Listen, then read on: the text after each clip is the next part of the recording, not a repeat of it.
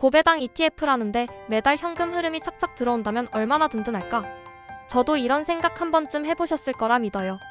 최근 투자 커뮤니티에서 SOL 코리아 고배당 ETF 상장 소식이 화제가 되길래 그냥 지나칠 수 없었습니다. 사실 저 역시 배당주와 ETF를 오래 만져온 편인데 이번 상품은 몇 가지 흥미로운 포인트가 보여서 눈길이 갔거든요.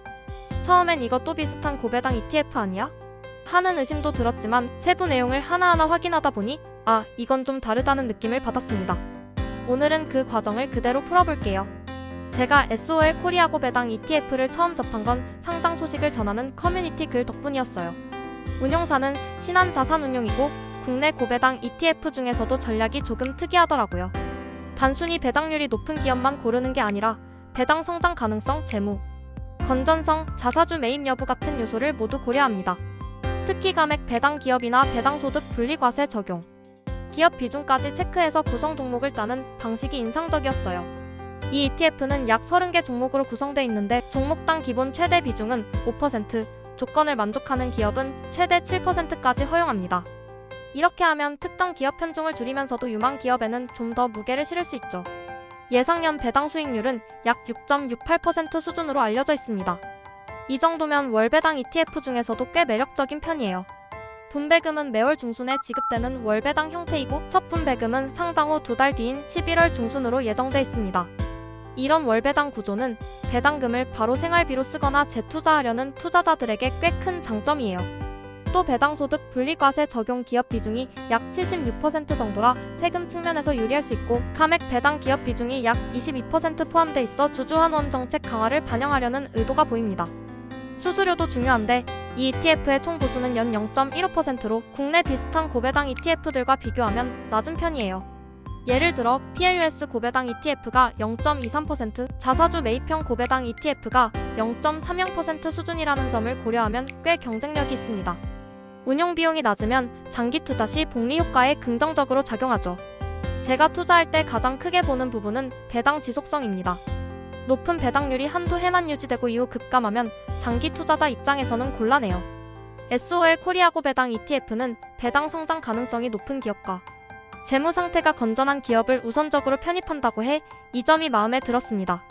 예를 들어 현금 흐름이 꾸준히 플러스이고 부채 비율이 낮은 기업 또는 자사주 매입을 통해 주주환원 의지를 보여주는 기업들을 골라 담습니다. 이런 전략은 단순히 배당률이 높다는 숫자 하나만 보고 투자할 때보다 훨씬 안전판 역할을 해줘요. 다만 주의할 점도 있어요. 금융주 비중이 상대적으로 높은 편이라 금리 환경이나 경기 변화에 따라 배당 여력이 영향을 받을 수 있습니다. 또 월배당이라고 해서 무조건 매달 큰 금액이 들어오는 건 아닙니다. 배당금 규모는 분배금 지급 시점의 운용 성과와 편입 종목 배당 상황에 따라 달라지며 세금이 공제된 뒤 계좌에 입금되기 때문에 체감 금액은 생각보다 작을 수도 있어요. 제가 직접 다른 고배당 ETF들을 비교해본 경험으로는 SOL 코리아 고배당은 절세 혜택 안정적 배당, 저렴한 보수라는 세 가지 요소가 균형을 이루고 있다는 점이 돋보였습니다.